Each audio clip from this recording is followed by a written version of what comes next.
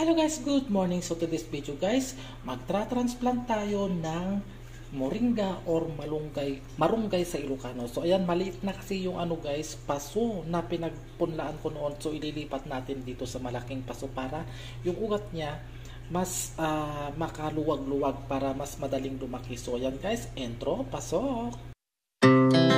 Our hearts beat to the city streets.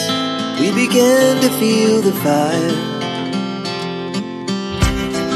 We rise like tall buildings as the chemicals, they take us higher. The night's young, it has just begun as she puts her hand in mine.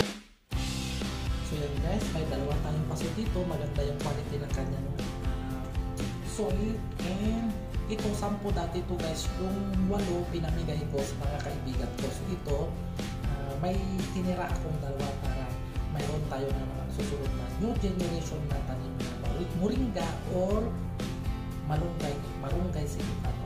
So let's start na guys, mag-ano lang tayo, umpisa na tayo.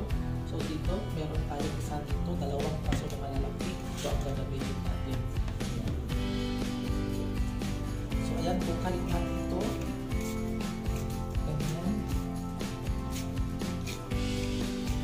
Then mag-mix tayo guys ng konting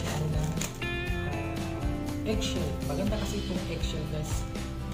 Organic fertilizer ito kasi high in potassium itong eggshell. So yan, para maganda yung tubo ng ating malunggay at saka paglaki na yan. So ayan.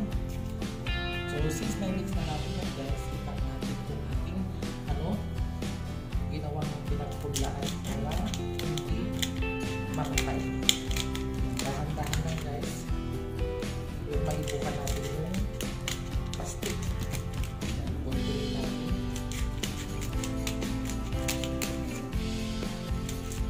Yan, kasi malaki na yung puta. Hindi siya makapagdapang kasi maliit lang ito. So yan, guys, nakasto. So ngayon, magkaroon tayo dito.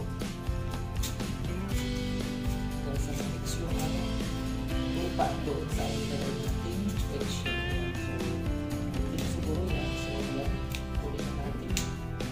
Yan, dahan-dahan lang para hindi maugat yung ugat.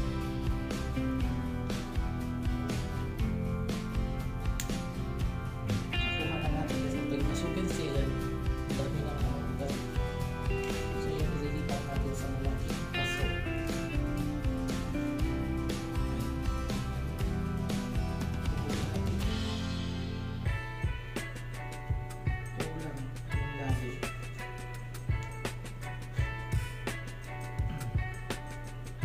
Ayan, sakto lang. So ayan.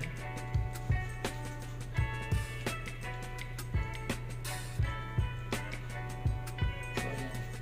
Naitanim na natin yung isa guys. So the same lang guys ang gagawin natin sa kabila.